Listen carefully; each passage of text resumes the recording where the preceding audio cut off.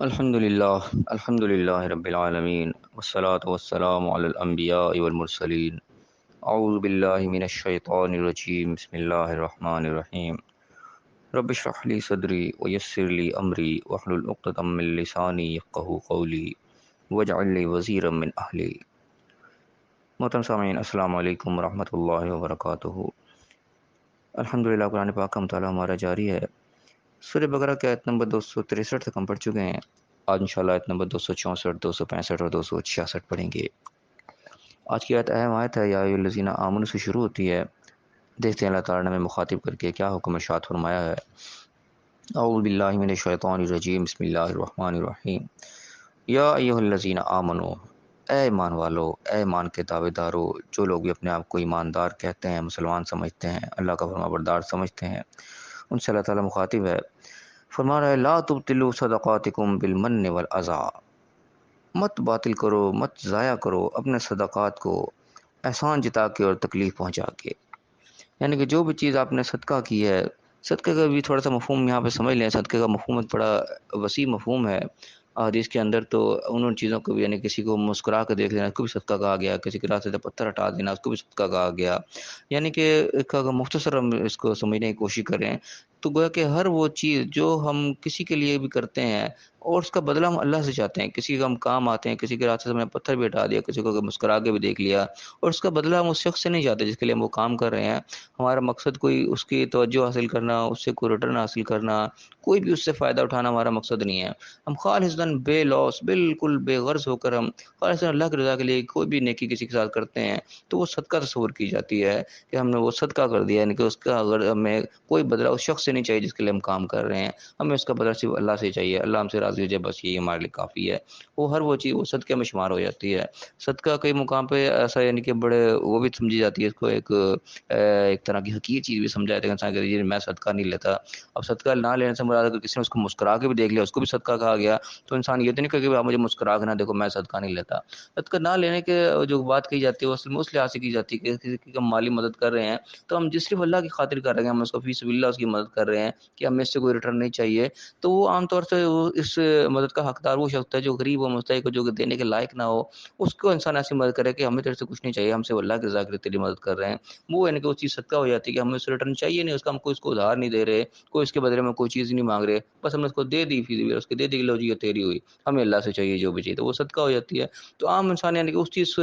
منع کرتے کہ میں وہ مستحق نہیں ہوں کہ تم مجھے کوئی چیز ایسی دے دو، مجھے اللہ تعالیٰ نے طاقت دی ہے، میں خود اس کو خرید سکتا ہوں یا خود اس کے لیے اپنے لیے کام کر سکتا ہوں، تو وہ چیز سے روکتا ہے کہ مجھے صدقہ نہیں چاہیے، میں صدقہ نہیں لیتا۔ گویا کہ یہ کسی اور کا حق ہے، میرا حق نہیں ہے کہ اس کو دیا جائے جو کہ اس کا مستحق ہے، جو کہ باقی اس لائق نہیں ہے کہ وہ اس چیز کو لے سکے خود، تو تم اس کی مدد کر رہے ہو اللہ کی رضا کے لیے، تو وہ تم اس کا صدقہ کرے، اس کا مستحق وہ ہے، میں اس کا مستحق نہیں ہوں۔ جو منع کہتے ہیں کہ اس کے پیچھے یہ ایک وہ مینٹالٹی ہوتی ہے کہ میں وہ اس درجے میں نہیں ہوں کہ میں تم سے اس طریقے سے صدقہ لے لوں کہ وہ ٹھیک ہے تم اللہ کی خاطر خدا واسطے کر تم مجھے دے دو، تو وہ انسان منع کرتا ہے، وہ یہ چیز ہوتی ہے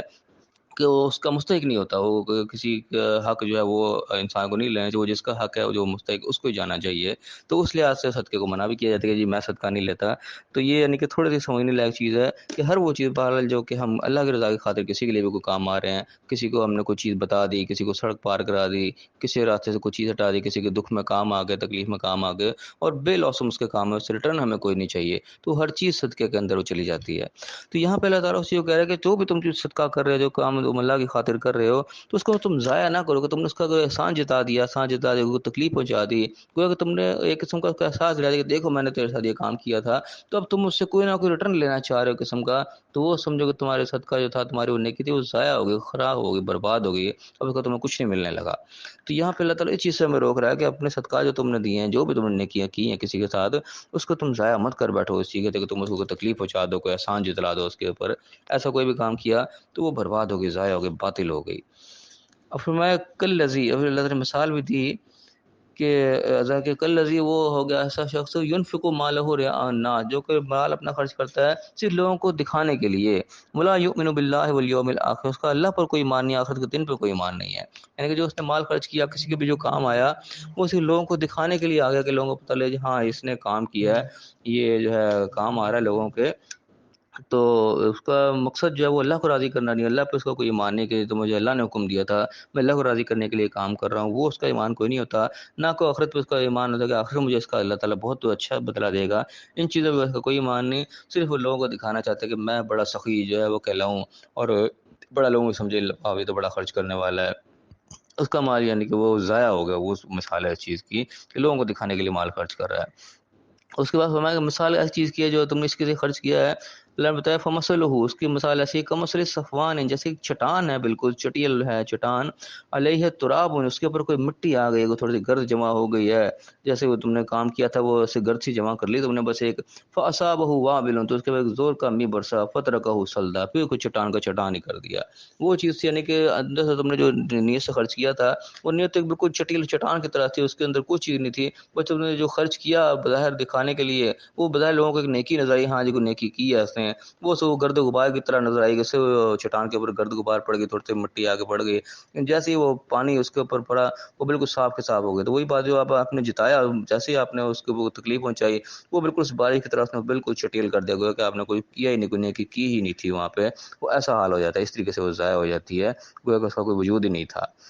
پھر فرمایا کہ وہ لا یقدرون علی شیء مما کسبوا، وہ جو بھی کچھ کمائی کی تھی وہ اس کے اوپر کوئی قدرت نہیں رکھتے، وہ کسی کام ان کے نہیں آئے گی، وہ بالکل ضائع ہو گیا ہے جیسے کہ وہ تھی نہیں۔ یہ طرح مثال دے کر سمجھایا کہ تم کسی کے ساتھ صدقہ کر رہے ہو، کسی کے ساتھ نیکی کر رہے ہو، اس کے بعد اگر تم جتا دیتے ہو اس کو، کوئی نہ کوئی اس کو جو ہے کوئی ٹچکر کر دیتے ہو، کوئی تکلیف پہنچا دیتے ہو، کسی وقت پہ کوئی یاد دلاتے ہو کہ فلاں وقت میں نے تیرے ساتھ یہ کام کیا تھا، تو بس وہ سمجھو کہ ایسے برباد ہو گئی جیسے وہ چٹیل میدان کے اوپر بارش پڑ گئی، جو اس کے اوپر گرد غبار سب دھل کے صاف ہو گئی، تو اس طریقے سے وہ برباد ہو جاتی ہے۔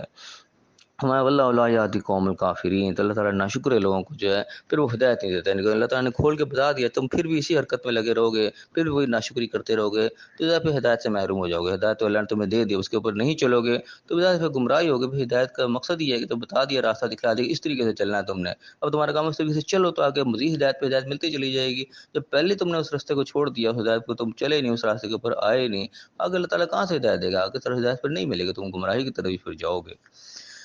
اس کے بعد فرمایا کہ وَمَثَلُ الَّذِينَ يُنْفِقُونَ أَمْوَالَهُمْ ابْتِغَاءَ مَرْضَاتِ اللَّهِ، دوسری مثال اللہ نے دے دی کہ ایک تو وہ ان کی مثال تھی نا جنہوں نے لوگوں کے دکھاوے کے لیے مال خرچ کیا، اب دوسرا وہ ہے جو کہ مال خرچ کرتے ہیں وہ لوگ اللہ کی رضا کی خاطر، یہ ہے وہ صدقہ اصلی جو کہ اللہ کی رضا سے اس کے مقصود ہو، کسی سے کوئی اس سے بدلہ لینا مقصود نہ ہو۔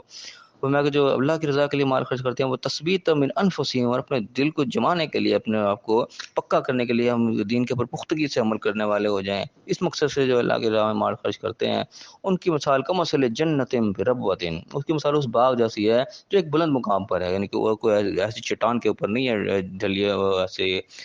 یعنی کہ کہنا چاہیے ڈھلواں قسم کی جو بارش ہو صاحب کو بہا کے لے جائے، نہیں، ایک بلند مقام پر، ایک مضبوط مقام کے اوپر موجود ہے۔ اصابها وابل فآتت اکلها ضعفین، جب اس کے اوپر بارش برستی ہے تو اس کا پھل اور ڈبل ہو جاتا ہے، یعنی کہ وہاں جو بارش برسی تھی وہ سارا کوئی بہا کے لگی، وہ بالکل ہی چٹیل میدان ہو گیا، لیکن اس کی حالت ہے کہ جب بارش تیز آتی ہے اس کا پھل اور دگنا ہو جاتا ہے، مزید اس کے اندر برکت پڑ جاتی ہے۔ فَإِن لَمْ يُصِبْهَا وَابِلٌ، تیز جب بارش نہ بھی آئے، فَطَلٌّ، تو ہلکی سی پھوار یا ہلکی سی بوندیاں بھی وہ بھی اس کے لیے کافی ہو جاتی ہیں، کیونکہ وہ فائدے ہی فائدے میں ہے، اس کا کوئی نقصان نہیں ہے۔ یہ مثال ہے، وہ جو اللہ کی رضا کے لیے خرچ کر رہا ہے وہ تھوڑا کر رہا ہے، زیادہ کر رہا ہے، اس کا فائدہ ہی فائدہ ہونا ہے، اس کا نقصان نہیں ہونا، کئی گنا بڑھا کر ہی دینا ہے، کئی گنا نہ سی تو اس سے بڑھ کے تو ملے گا ہی ملے گا، اس میں کمی کوئی نہیں ہوگی۔ جو دوسرے نے مال خرچ کیا تھا وہ تو سارے کے ساتھ ضائع ہو گیا نا، بڑھنا تو دور کی بات، وہ تو بہہ گیا، بالکل ہی بیکار ہو گیا، تو کسی کام نہ آیا، مال بھی ہاتھ سے چلا گیا اور اس کا بدلہ بھی کچھ نہ ملا، نہ دنیا میں ملا نہ آخرت میں ملے گا، کچھ بھی نہیں ملے گا۔ لیکن جو اللہ کی رضا کے لیے کر رہا ہے اس کو کوئی گھاٹے کا سودا نہیں ہے، وہ تھوڑا کرے گا تو تھوڑا ہے، زیادہ کرے گا تو زیادہ ہے، ملنا ہی ملنا ہے اس کو، یا تھوڑا ملے یا زیادہ ملے۔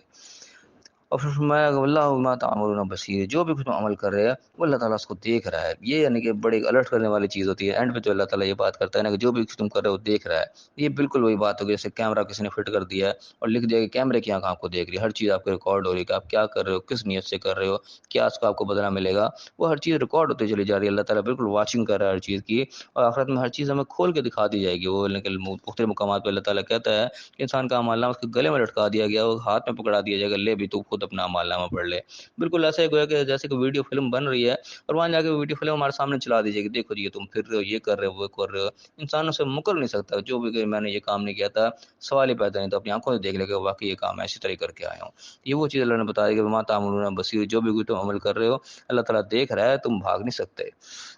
फिर मैं कहा अयवद्दु अहदुकुम, एक और तरीके से अल्लाह ताला ने समझाया इसको कि अयवद्दु अहदुकुम, क्या तुम में से कोई ये चाहता है, कोई चाहेगा ये चीज़ कि अन तकून लहु जन्नतुम मिन नखील व अनाबिन तजरी मिन तहतिहा अल अनहार, कि तुम में से किसी का एक बाग हो, उसके अंदर खजूरें और अंगूर हों और उसके नीचे नहरें बह रही हों। कि उस ज़माने में बागों की मिसाल दी जाती, ख़ास तौर पे जिस ज़माने में कुरान नाज़िल हो रहा था, वो वहाँ पे यानी कि अरब का ऐसा ज़माना था जहाँ पानी भी मिलना मुश्किल था, तो बाग वहाँ की बहुत बड़ी नेमत तस्वूर की जाती है। जैसे यहाँ किसी का बहुत बड़ा कोई करोड़ों अरबों का कारोबार हो ना, तो वहाँ का अंगूरों का, खजूरों के बाग होना बहुत बड़ी यानी कि नेमत थी। तो उसकी मिसाल अल्लाह ताला दे के बता रहा है कि तुम में से कोई चाहता है कि उसके पास अंगूरों का बाग हो बहुत बड़ा, जिसमें नहरें बह रही हों, कोई पानी की उसको कोई तंगी ना हो। लहू फ़ीहा मिन कुल्लि समरात, हर किस्म के फल उसको वहाँ पे वाफर मिल रहे हो, यानी कि इतना खुशहाल हो बिल्कुल। और फिर मैं फ़असाबहुल किबर वलहु ज़ुर्रिय्यतुन दुअफ़ा, वो बुढ़ापे पे पहुँच जाए, यानी कि पूरी ज़िंदगी उसने बड़े ऐशो-आराम से गुज़ारी हो, बुढ़ापे के ऊपर जा पहुँचा और औलाद भी उसकी छोटी है, औलाद भी इस काबिल नहीं है। तो उस हालत में पहुँच के फ़असाबहा इअसारुन फ़ीहि नारुन फ़अहतरक़त, तो उसके ऊपर ऐसा एक बगुला चल पड़े, उसके अंदर आग हो, हर चीज़ जलाकर राख कर दे। तो यानी कि तुम्हारे साथ चाहेगा कोई तुम्हारे साथ ऐसा हो कि तुम्हारे पास इतना अच्छा बाग हो जिसके अंदर कोई कमी ना हो किसी किस्म की। अब जब तुम बुढ़ापे पे पहुँच गए, तब तुम कमज़ोर हालत को पहुँच गए और तुम्हारी औलाद भी अभी जवान है, क्योंकि ऐसी हालत है कि तुम उसको कुछ कर नहीं सकते। उस हालत में आके तुम्हारा सारा का सारा बाग जलकर राख हो जाए, तो उस वक़्त तुम्हारा क्या बनेगा ये सोचो। तो यानी कि ये मिसाल वो दी जा रही है कि दुनिया में तुम बड़े ऐशो-आराम से सारा कुछ करते रहे, बड़ा तुम दिखावे के नाम तुम सदका खैरात भी करो, बड़ी मौज में तुमने ज़िंदगी गुज़ार दी। तो आखिरत का वक़्त आया, जब बुढ़ापे का वक़्त आया, अगली दुनिया में जाने का वक़्त आ गया, तो वहाँ जाके पता लगा कि ओहो! जो कुछ हम करके आए थे, वो तो सारा का सारा बेड़ा गर्क हो गया, उसका तो बचा ही कुछ नहीं। वो तो सारा का सारा ज़ाया ही हो गया, वो तो दिखावा ही दिखावा था, आखिर में तो मिला ही कुछ नहीं। तो ये वो मिसाल है कि उस वक़्त फिर वो बात आ जाएगी कि अब तुम कुछ नहीं कर सकते। इस तरह वो बूढ़ा आदमी था ना कि सारा बाग उसका था, जवानी में तो सारा बाग में गुज़ार दी। जब बुढ़ापा आया, वो कुछ करने का लायक ना रहा, औलाद भी इस काबिल ना रही। उस वक़्त आके सारा का सारा बाग वो बेड़ा गर्क हो गया, जल कर राख हो गया। तो क्या करेगा? वो हाथ मलता रह जाएगा, उसके हाथ कुछ नहीं रहेगा। तो वो मिसाल इंसान की होगी, अगर दुनिया में इस किस्म का माल उसने खर्च किया और इस दिखावे की, सदक़ात किए, लेकिन वो सारे इस किस्म के थे, वो लोगों को दिखाना मकसूद था, वो अल्लाह की रज़ा उसमें मकसूद ही ना थी। चाहे देखने में वो बड़ा नज़र आ रहा था कि जी बड़ा, लोग बड़ी वाह-वाह कर रहे थे, बड़ा माल खर्च करने वाला, बड़ा गनी और ये और वो है। लेकिन वो सारे का सारा जब ज़ाया हो गया, आखिर में जब आँख खुली, तो पता लगा वो तो बाग की तरह जल कर राख हो गया सारे का सारा। तो उस वक़्त फिर कुछ नहीं हो सकता, पछतावे के सिवा कोई हल नहीं होगा उसका, क्योंकि दोबारा उसको ना वो बाग लगा सकता है, ना वो दोबारा वो अमाल कर सकता है, वो कुछ भी नहीं कर सकता, सारा का सारा वो घाटे का सौदा हो गया। तो ये अल्लाह ताला ने एक और मिसाल देके समझाया कि तुम अगर इस तरह करोगे, तो फिर ऐसी मिसाल है कि तुम्हारे बाग को एंड वक़्त पे आके जब उसकी ज़रूरत थी, उस वक़्त उसको आग लगी और सारे का सारा जल के ज़ाया हो गया। कज़ालिका युबय्यिनुल्लाहु लकुमुल आयात, अल्लाह ताला ऐसे वाज़ेह कर के आयात में बताता है, यानी कि अल्लाह ने खोल के बता दी सारी चीज़, और इससे ज़्यादा क्या वाज़ेह की जाएगी, साफ़ करके बता दिया कि यूँ करोगे तो ये नतीजा निकलेगा तुम्हारा। तो फिर मैं ऐसे ही खोल के आया बयान करता है, लअल्लकुम ततफ़क्करून, ताकि तुम गौर व फ़िक्र करो, देखो, सोचो, समझो हम क्या कर रहे हैं। आँखें बंद करके तुम ज़िंदगी ना गुज़ारो, आँखें खोल के ज़िंदगी गुज़ारो, गौर व फ़िक्र करके चलो। इस तरीके से अल्लाह ताला खोल-खोल के बातें बयान कर देता है।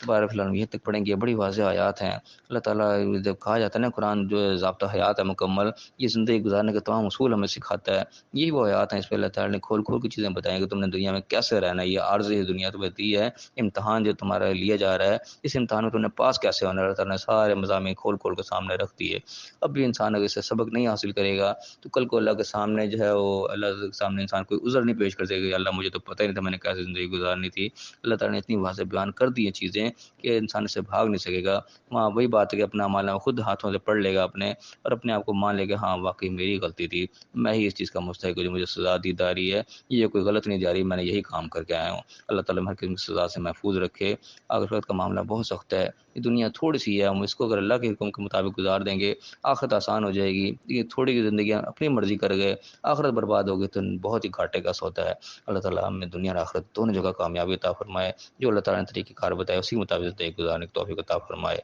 आमीन व आखिर दावाना अनिल हम्दुलिल्लाहि रब्बिल आलमीन।